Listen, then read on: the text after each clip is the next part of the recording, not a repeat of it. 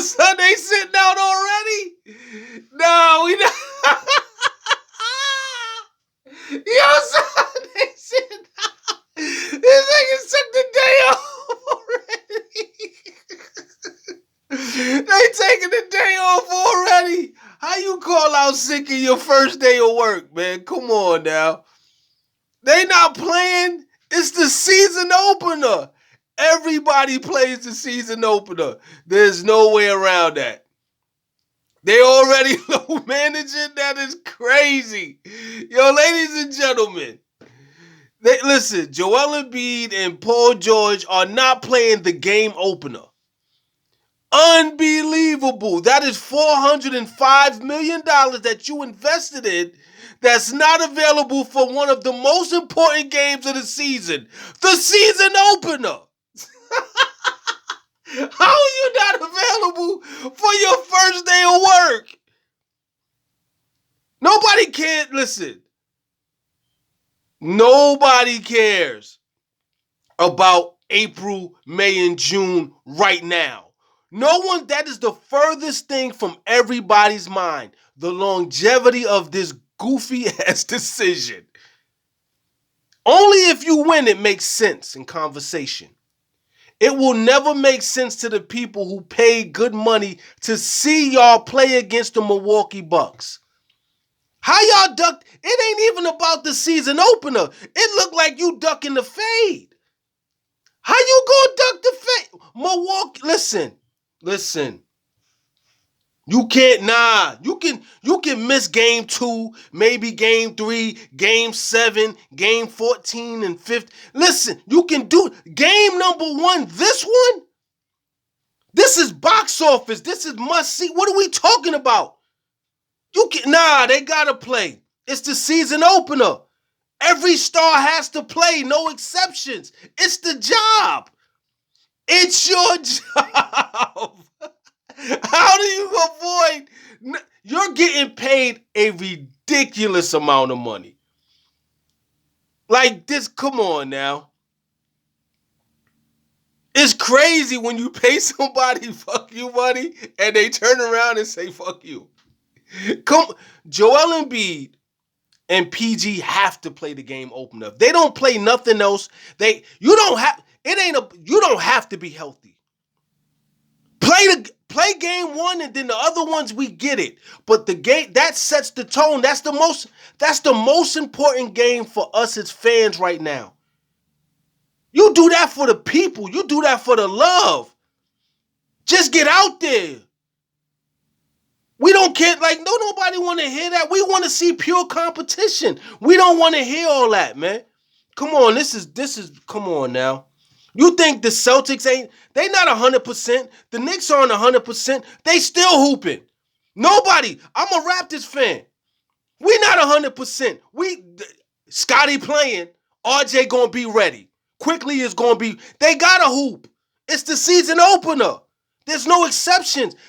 All your stars have to play. Every team star that is what we pay for as fans. That's what we want to see. They lined this up for TV. Now we not going to get the game we want. Yo, this is crazy. And mind you, Joel Embiid is not going to be playing 15 games. So he's only available for 67 games. And we all know he's not playing all 67 games. He's probably going to play 52 games this year. So he's working part-time. And we know how he gains weight when he's not in rotation. So I'm telling you right now, as a basketball fan, we're not going to get the best form of competition. Like this was one of the games I wanted to see. I want to see the Sixers versus Milwaukee. I want to see the Knicks versus Boston. I want to see all the stars get together. How y'all ducking the fade? How you not going to play this game? How? What's more important? What the fans want or what you want? You got paid already. You played injured. You played hurt before. You ain't got to be 100%. Just give the fans you show up. You play as much as you can. We all know if you're not 100% cool, but it's game 1. You got to do it for the fans. That's every star player on every team. These are big names. These are all NBA players. They have to play. And you made a ridiculous investment in, man, listen. And this is Milwaukee. You got to show up against Giannis and Dame. You got to. How do you miss that? How are the Sixers going to gain the chemistry they need to be a factor in April, May, and June if they don't start now? You need real game reps with Tyrese Maxey, PG, and Joel Embiid. They've never played with a guy like PG before. PG take 4 dribbles per shot. It's rare he catch and shoots. And he's going to be in Tyrese Maxey's way. He's cutting off half the court.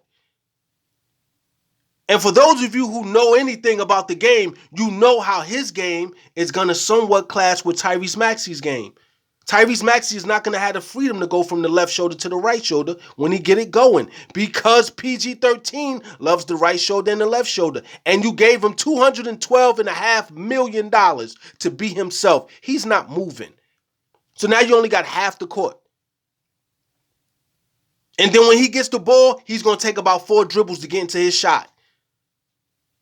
If he's taking 15, 16, let's say he takes about 17 shots a game, that's 68 dribbles.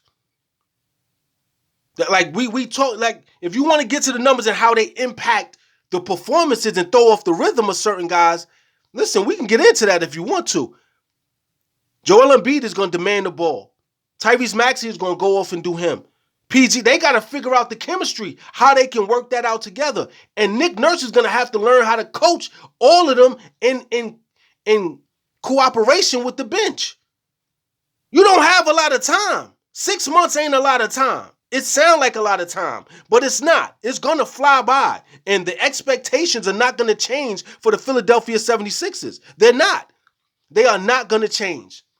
They're not. So now you're in this space of you still got to achieve what people expect you to achieve, which is a deep playoff run and be a factor in the playoffs with minimal amount of reps together and coaching systematic reps together. Y'all don't even, how y'all gonna play y'all got to learn the system and figure out how to improvise and, you know what I mean, get yours off and then bring the other guys in and play under all these different conditions, getting off planes, on planes, playing in New York, playing in Milwaukee, playing in Miami, playing in Orlando, playing in Cleveland, playing in Toronto. You're gonna have to learn how to play together in all these different atmospheres. On top of the fan base at home who don't play that. These niggas booed Santa Claus. And y'all looking real Kris Kringle-like right now. Y'all got some reindeers in front of y'all right now. They booed Kobe. R.I.P. Like, dude, y'all don't stand a chance. Go ahead and play around and let y'all lose less than 47 games. Nick Nurse is getting fired. And that's going to change the perception of him as a coach. There's a lot more at stake than you think. You got your money. You got to show up. You can't show up the way you want to, cool, but you got to show up for the people. Game 1, season opener. I can't imagine Scotty not playing the season opener, RJ not playing the season opener quickly. They got to play. We got to see y'all season opener. Whatever happens 2 through 81, 82, all right, we get it. But the first step, we need you to be a part of it, even if it ain't your best step. You ain't got no surgeries going on. Nigga, you hurt. You got to play. They ain't give you $212 million for nothing. They ain't give you a $193 million extension for nothing. You leaving Tyrese Maxey out there by himself with the number 2 coach in the NBA who don't know how to coach a bench or develop young talent. Y'all got a lot of work to do as a man. Listen, keep playing. Keep on, keep fucking around, Colonel. There's but so much Maxey can do, and there's so much Nick Nurse can do without those 2 parts. Like, it makes no sense. Like, how do you coach? You cannot coach a team without those 2 guys. Like, they have to be a part of it on a regular, not just in conversation and hyping guys. The chemistry on the court, how you play, you got to stir the pot. And if they're not available, that type of work ain't going to get done. They're going to get steamrolled again in the playoffs. And they're going to deserve every second of it. They can't apply pressure if they ain't together. You saw what happened in Brooklyn. Nigga, they had 3 guys that could put up 93 together. Or, I'm sorry, 89. And Kyrie, James, and KD went nowhere because everybody kept getting hurt and they weren't able to play together enough. And they got hurt. Like, what's the Sixers' excuse? You low managing guys already. It makes no sense. You need the reps, as many as possible, before they do get hurt. Man, go ahead, man. This is about real-time achievements. Joel Embiid won the MVP. He will be easily forgotten if he can't really make his mark in the playoffs. Same thing with PG. He got to make his mark in the playoffs. They have to get this team as far as the expectations have them going. Eastern Conference Finals, not no second round, not no first. Eastern Conference Finals are the finals. And it's not going to be easy. Boston ain't going nowhere. Knicks ain't going nowhere. Miami is always going to be a problem somehow. Orlando is a problem. Cleveland is a problem. You got the Raptors on the rise. You got all these other West Coast teams making moves. Y'all going to run. Listen, the Sixers going to run into some shit this year. It ain't no cakewalk. It ain't going to be no easy for. They might only win 45 games if they lucky. Shit, if they get around 40, if they win 42 games after winning 54 games with Doca 2 years ago, Nick Nurse is getting fired. They're going to be on the coaching hunt. But it is what it is. You know what I mean? But there is no way that you can start the season without those 2 guys. That's ridiculous. How do you... You're not sneaking up on nobody. You got work to do. There is no... The production cannot be done by 3 guys. You need a team that can win without them. But before you even get to that point, there has to be some momentum developed with the core guys and faith in the system. And then they can go off and be like, all right, now we got to start winning the bulk of the second half of the season without these guys. Let's see how we look without them. You can't start without them. Because then you guys will have their own sense of confidence. And when these guys come back, it's going to throw off what they got going. They need to understand their roles. The only way they understand their roles is if the stars are on the court in real time and they're figuring out these basketball problems in real time. It ain't no practice. I trust you. We get in a real game situation. I'm used to being on the court a little more and moving around a little more. Now my timing is off because now I got to defer to you. This ain't practice. The pressure from practice to game, or where there's so much time that can be allotted versus a set time, is totally different. Like guys don't understand the significance of knowing the timing, the amount of time you have to do what you have to do.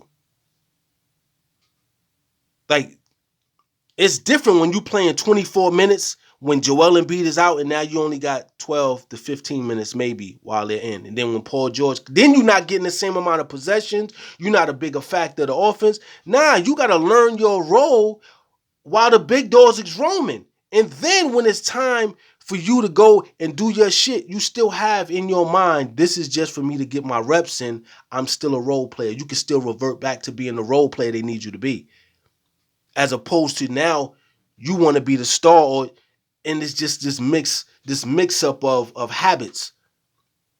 Dudes set their life differently when they get in 18, 20, 25 minutes and touches and move, and they're a factor. Now you're not a factor. The ego takes a hit. You're in the uncomfortable space. You can't produce the same, and the team needs you. Like, the Pacers ain't no walk in the park. It's fucking, like I said, the Knicks, Boston, Miami, Cleveland, Raptors, and then the West Coast. It ain't no game. Y'all playing. All these teams that I just named want to knock Philly head off. And first chance they get, they doing it. I hope we knock y'all head smooth off your shoulders. I hope we do it. I hope the Knicks do it. I hope the Pacers do it. Hell, I even hope Milwaukee do it. Y'all ducking fades like there's something better on the other side. Like it's greener down the road. No, it's not. You got 2 guys who are habitual injury-plagued players. They always get hurt. This man he ain't playing all 67 of them games. He's going to play, if you're lucky, 52, 54 games. If you're lucky. If he gets hurt, probably play 48. Now he's working halftime, and you need him MVP-ish by the playoffs. Same thing with Paul George. It's ridiculous, man. It's a tough sell.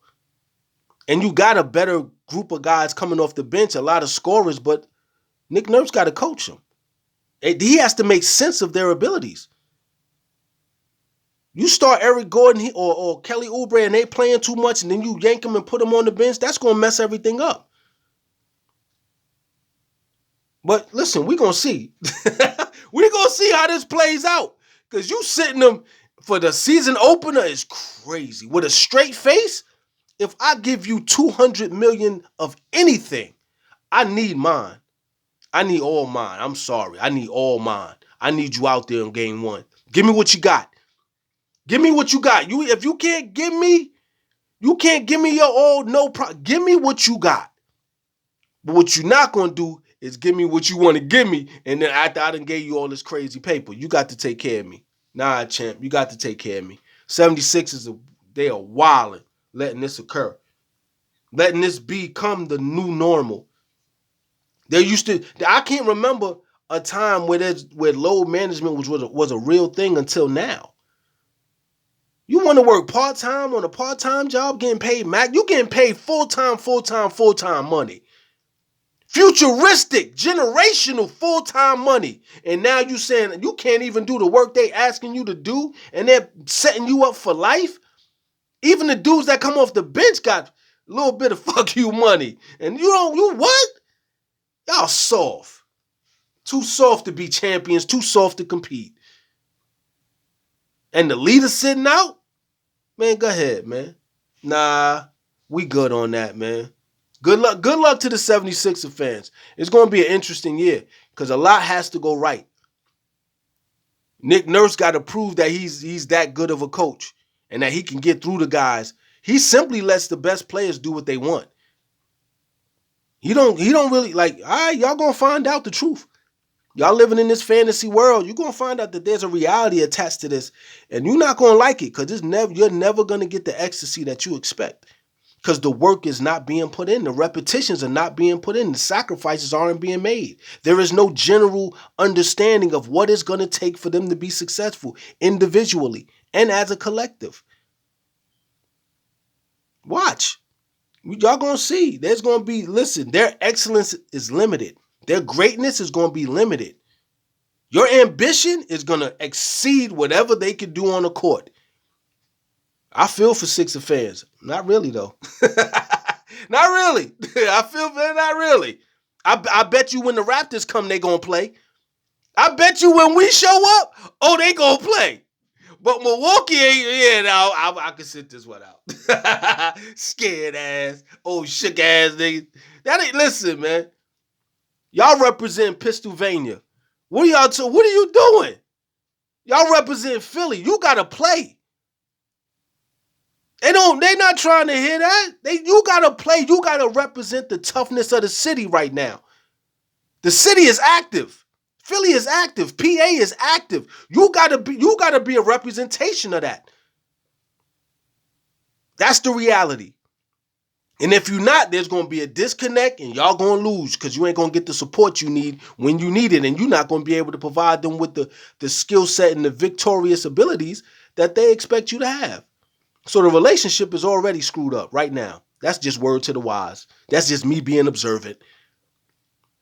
And there's no sense of urgency. Like, you got to want to prove what? Milwaukee? I'm ready. Wear my uniform. Let's get to it. I've been dying to put my hands on that boy. Is Giannis playing? I'm outside. Tell him we outside right now. Ain't that they don't have that attitude. They playing like tomorrow. You got to make tomorrow man, listen.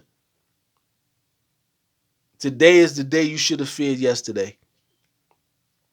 Keep thinking shit sweet. They're not trying to compete. They just want to they're going to flip this money. You know what I mean? They're going to be entertaining when they need to be. and they're gonna make their money back. And as a business, they're gonna remain in the black. But as far as being relevant as a basketball team, it's a wrap for that. They're gonna make the money back. That $600 million that they put out in investments of the players, they're gonna get that money back. That's easy. That's easy peasy lemon squeezy. They definitely gonna flip that. That's nothing. Cause they're gonna be entertaining enough for them to get that money back. They probably gonna get that money back, that $600 million back within 2 years as a collective. You know what I mean? But this is about winning. The fans want to win. I don't think they're gonna do enough winning to justify the fans' faith. The business is going to thrive, though. The business is going to do well, but on court, entertain because of the entertainment value. But as far as pure competition and victories, nah, you're not going to get it. You're not going to. Nah. You might not get 60, 70. You might not get 70% of what you're looking for. You know what I'm saying? So if you're a Sixer fan, you might want to diversify your portfolio. You might want to diversify your portfolio. You know what I'm saying? You know what I mean? But hey, we gonna holler at y'all, but sitting out the first game of the season is I've never that's wow. Hit that like button, subscribe if you do. Oh man, what a day, what a day, what a day.